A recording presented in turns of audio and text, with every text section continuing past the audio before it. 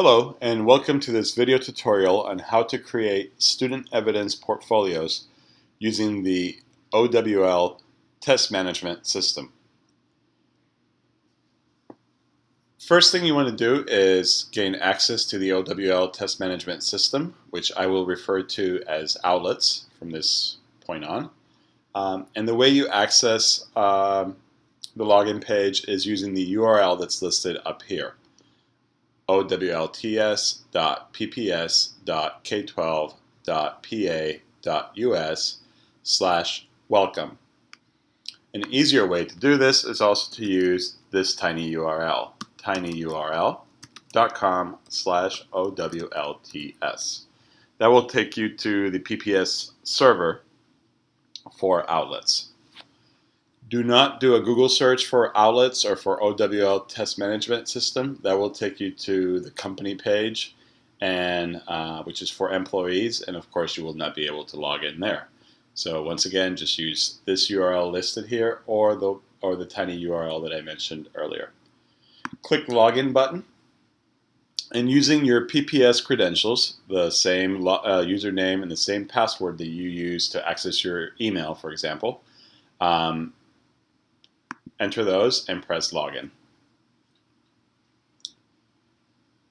Once you log in, you will notice the company logo here, as well as a menu with different headings, as well as your account name, a home button, a logout button, and a help button. For the purpose of creating student evidence portfolios, we will go to Admin and click on Users. One of the advantages of using the baseline SLO assessment that is on outlets and the final assessment with your students is that by using the software, you can then create portfolios relatively easily.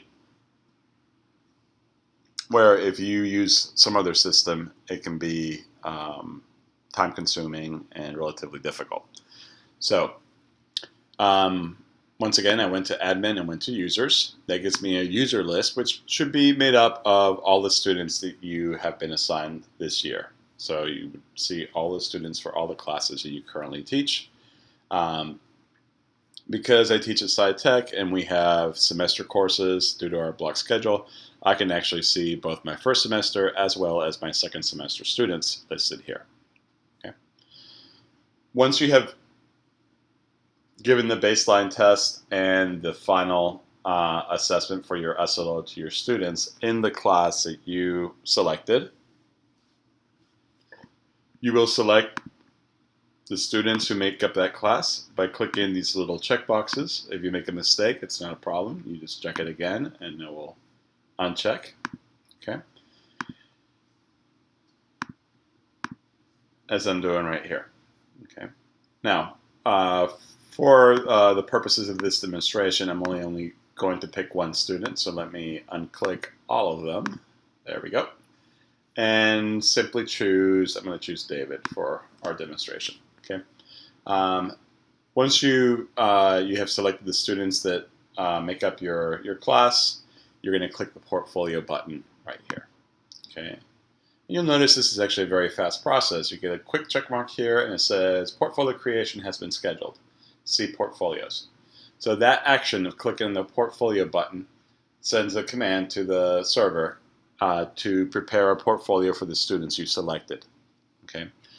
Depending on how busy the server is, this process could be very quick. I've seen it happen as quickly as 1 minute, or it might be a little bit longer, maybe 5 minutes, but I've really never have seen it last longer than 5 minutes. To actually see the download files that you need for your evidence, you can just click directly right here where it says Portfolios, or you can also go to Tools and click on Examine Portfolios. Okay, so there's two ways to reach that. I'm just going to click here on Portfolios, and you'll notice that David's portfolio was created relatively quickly. So it was submitted at 8:34, it was started at 8:34, and it was completed at 8:34. if you had a class of, say, 25 students and you requested portfolios for all 25, I would imagine the server will take a little bit longer. So you may have to be a little patient. And you can periodically just click on this refresh button to see how much progress is being made. You can always come back if you have class or you're not able to just sit here and wait. So assuming you log out, you log back in, you would just go to Tools and click on Examining Portfolios, and it will take you back to this portfolio list. And hopefully by then, all your student portfolio exports will be listed here. Okay.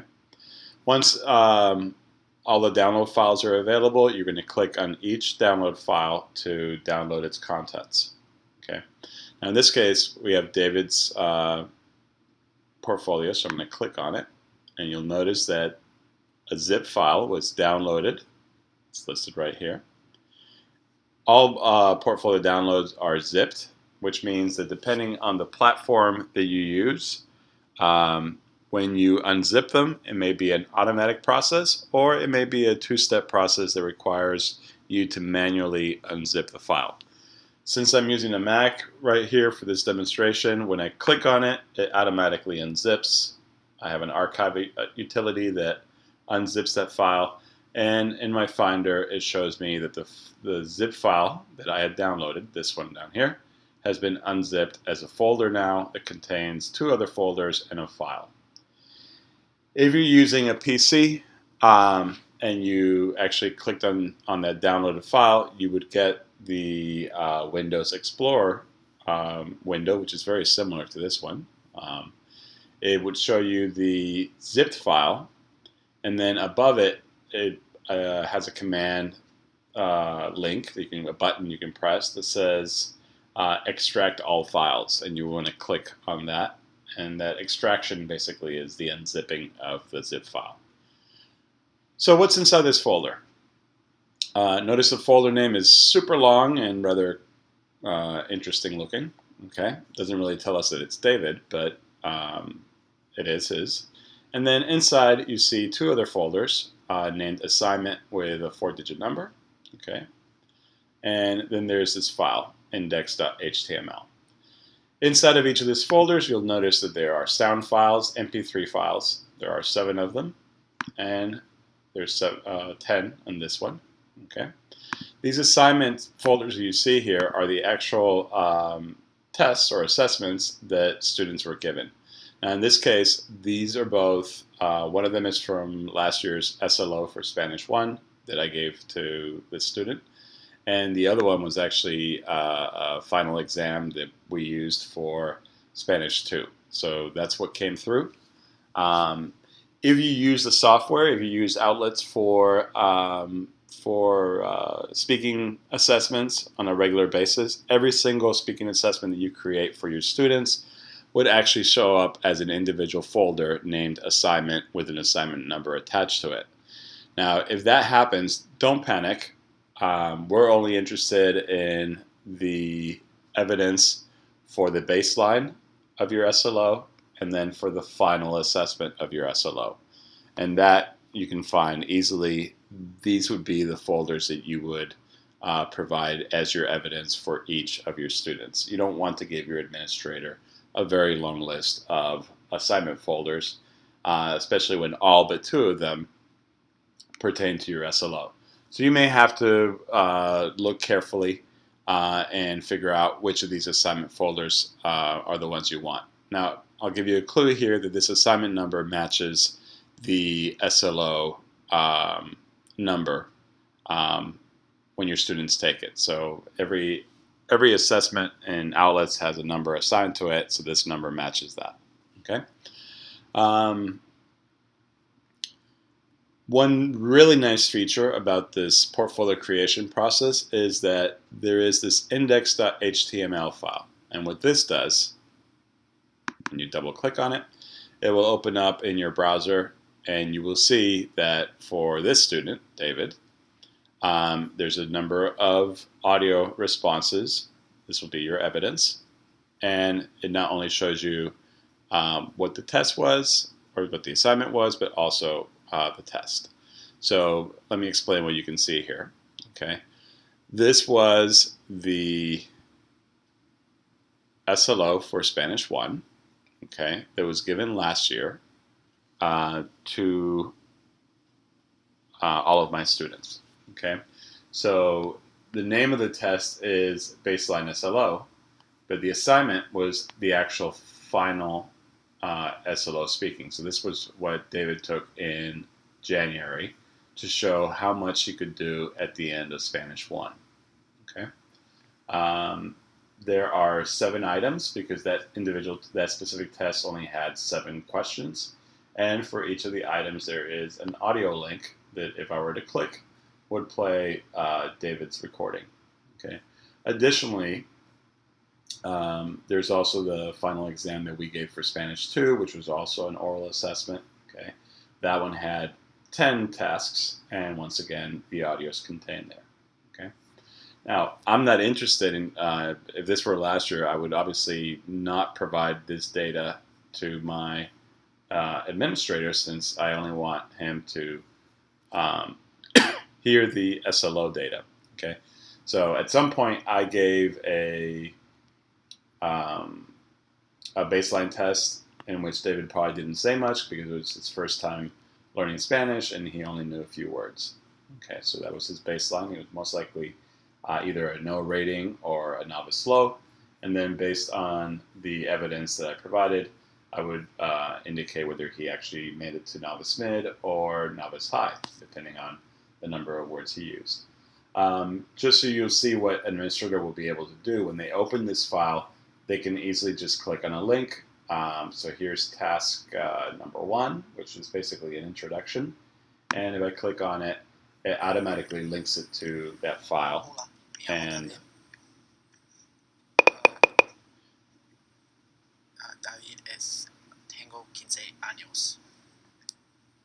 okay, so there was David speaking. Okay.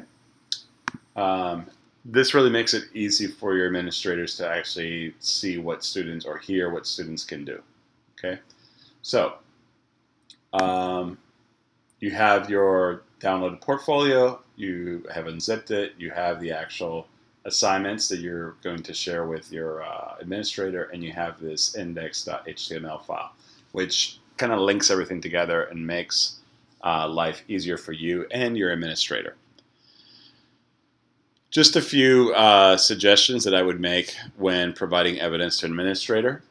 I would probably change the file name of this folder because it really doesn't help anyone. So we know that was David speaking, so I am going to put his name in here.